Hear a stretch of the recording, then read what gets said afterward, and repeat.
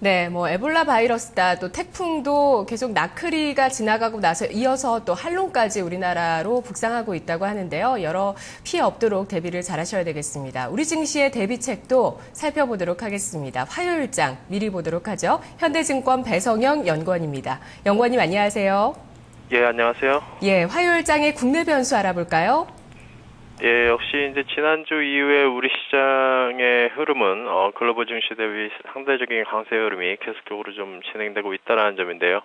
역시 이제 지난주 후반 부각된 미국 조기 금리 인상 가능성과 그 다음에 유로존의 디플레 우려에도 불구하고 전체적으로 우리 시장은 정책 기대감과 중국의 매크로 개선 기대감을 반영하면서 상승 흐름을 강하게 타고 있는 모습입니다.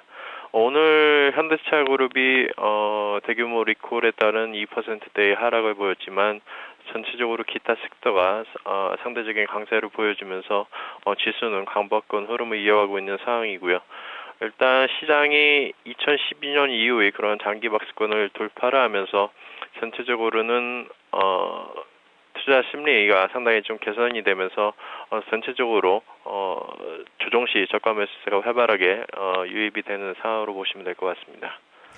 네, 외국인의 움직임, 미국 쪽에서는 조정이 일어나고 있지만 또 우리나라와 중국이 좋습니다. 외국인의 매수세가 이어지고 있는데 이런 부분들이 일시적인 현상이라고 보시나요? 아니면 어느 정도 기간을 두고 중장기적으로도 외국인의 매수가 계속 들어올 수 있다고 보시나요? 예, 일단은 큰 흐름에서 외국인 매수세가 좀 더 들어올 수 있다라 보고 있습니다. 특히 최근 중국 증시가 글로벌 증시 내에서 가장 강한 그런 흐름을 보이고 있는데요. 이전과는 달리 최근 GDP나 M2 증가율 그리고 PMI 등 전반적인 매크로 지표들이 개선되면서 경기 회복 기대감을 살리고 있다라는 부분에서 역시 중국 경제와 가장 밀접한 연관성이 큰 한국 증시 투자 매력도 같이 증가하는 그런 모습이다라고 볼 수가 있겠습니다. 그에 따라서 선진국 증시가 최근 유럽과 미국 증시를 중심으로 해서 조정을 보이고 있지만 오히려 우리 시장의 외국인 매수세는 계속적으로 좀 이어지는 모습들이고요.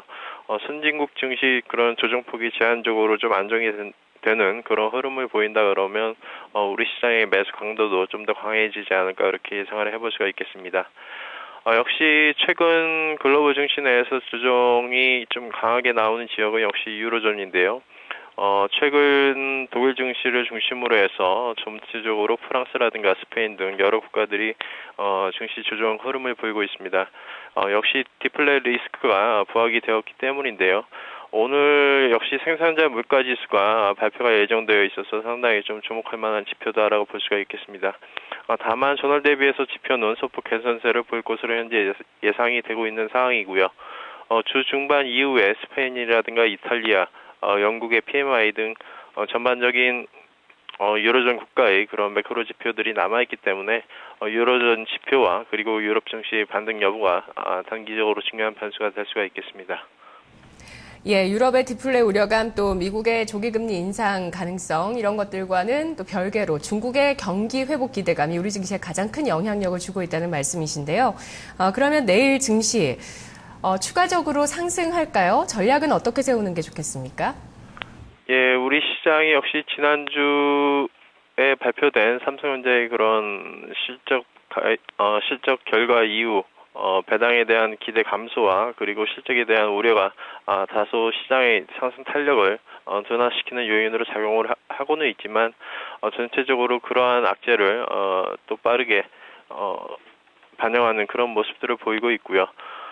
전체적으로 우리 시장의 그런 주도주 역할을 해주고 있는 삼성전자와 현대차 같은 경우에는 글로벌 피어 대비 밸류에이션 매력이 아직은 상당히 남아있는 상황이기 때문에 추가 하락 압력은 상당히 제한적으로 볼 수가 있겠습니다.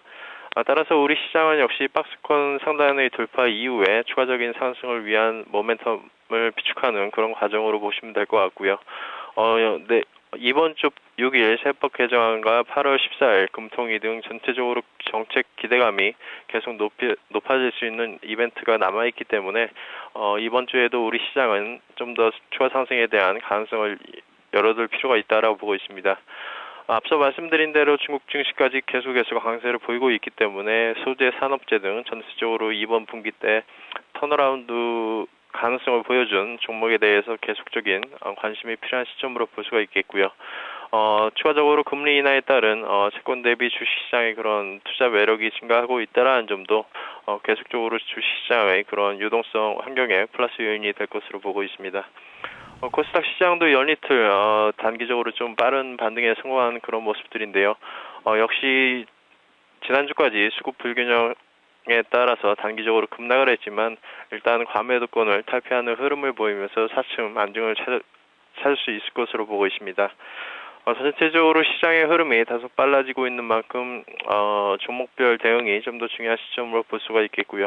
역시 기본적으로는 2분기 실적 호전주를 바탕으로 해서 3분기 실적이 개선되는 종목군에 대한 관심이 필요할 것으로 보고 있습니다.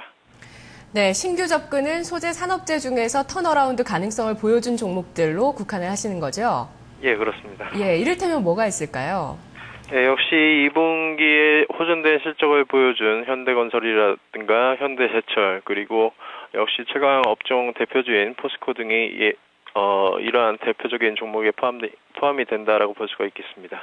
네, 말씀 잘 들었습니다. 네, 감사합니다. 고맙습니다. 내일장 미리 보기 현대증권 배성영 연구원과 함께했습니다.